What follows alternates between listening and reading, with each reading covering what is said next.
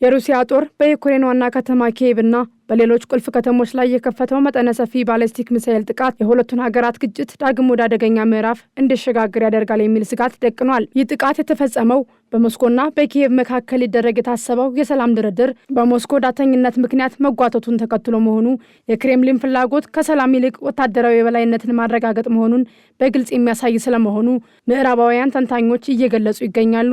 በኪየቭ ሰማይ ላይ የተተኮሱት የሩሲያ ባሊስቲክ ሚሳኤሎች በዋና ከተማዋ ነዋሪዎች ላይ ከፍተኛ ድንጋጤን የፈጠሩ ሲሆን የመንግስት ባለስልጣናት እንደገለጹት ከሆነ ጥቃቱ ያነጣጠረው በከተማዋ የኃይል አቅርቦትና በመንግስት የአስተዳደር ተቋማት ላይ ነው።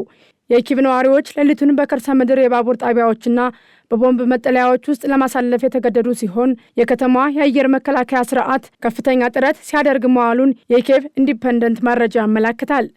ይሁን እንጂ የአየር መከላከያ ስርዓቱ ሰብረው የገቡ ሚሳኤሎች በከተማዋ ሰብአዊና ቁሳዊ ውድመቶችን ማድረሳቸው ተረጋግጧል። ይህ ድርጊት ሩሲያ በዩክሬን ላይ የምታደርገውን ወታደራዊ ጫና በማጠናከር የኪየቭ መንግስት በድርድር ጠረጴዛው ላይ ለማንበርከክ የምትከተለው ስልት አካል ተደርጎ ተወስዷል። ከዋና ከተማዋ ኪየቭ ካለፈ የሩሲያ ተዋጊ አውሮፕላኖችና ሚሳኤሎች የዩክሬንን የባቡር መስመር መሰረተ ልማቶች እየደመሰሱ ይገኛሉ። ሩሲያ የዩክሬን የባቡር ትራንስፖርት ስርዓት ላይ የምታደርገው ጥቃት ስልታዊ መሆኑን ተንታኞች ይገልጻሉ።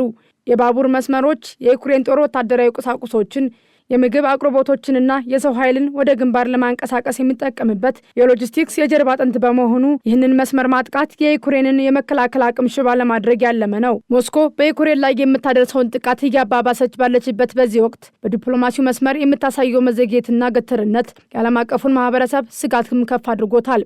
የሰላም ድርድር እንዲጀመር የሚደረጉ ጥረቶች ሁሉ በሩሲያ በኩል በሚቀርቡ ቅድመ ሁኔታዎች ምክንያት መሰናክል እየገጠማቸው ይገኛል።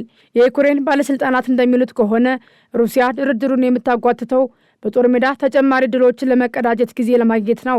ሚሳኤሎች በከተሞች ላይ እየዘነቡ ባለበት ሁኔታ ስለ ሰላም መነጋገር የማይቻል መሆኑን ኪየቭ ብታሳስብም ክሬምሊን ግን ወታደራዊ እርምጃዋን የመቀነስ ምልክት አላሳየችም። ይህ የዲፕሎማሲ መዘጋት ጦርነቱ ረጅም ጊዜ ሊወስድ እንደሚችልና የሰብአዊ ቀውስም ይበልጥ እንደሚከፋ አመላካችም ሆኗል። በሩሲያ የውስጥ ጉዳይ በኩል ደግሞ የጦርነቱ ጫና እየታየ መሆኑ የሚጠቁሙ መረጃዎች እየወጡ ነው። በታምቦቭ አካባቢ የሚከናወነው አዲስ የግዳጅ ውትድርና ምልመላ በነዋሪዎች ዘንድ ከፍተኛ ቅሬታንና ስጋት ፈጥሯል ሲል ጄሩሳሌም ፖስት ዘግቧል። ዘገባው አክሎም ሩሲያ በዩክሬን ግንባር እያጣች ያለችውን የሰው ኃይል ለመተካት የምታደርገው ጥረት በገጠራማ የሩሲያ ክፍሎች ላይ ከፍተኛ ማህበራዊ ጫና እያሳደረ ይገኛል ብሏል። የጦርነቱ ነበልባል ወደ ሩሲያ ግዛት መመለሱ ደግሞ ሌላኛው አዲስ ክስተት ነው።